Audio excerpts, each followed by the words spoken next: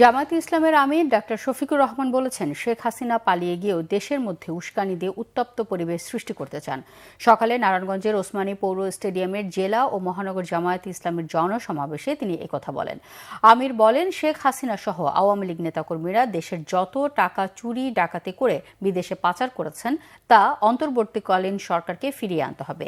আওয়ামী লীগ সুকৌশলে ৫৪ বছর এই জাতিকে বিভক্ত করে রেখেছিল বলেও মন্তব্য করেন ডাক্তার শফিকুর রহমান।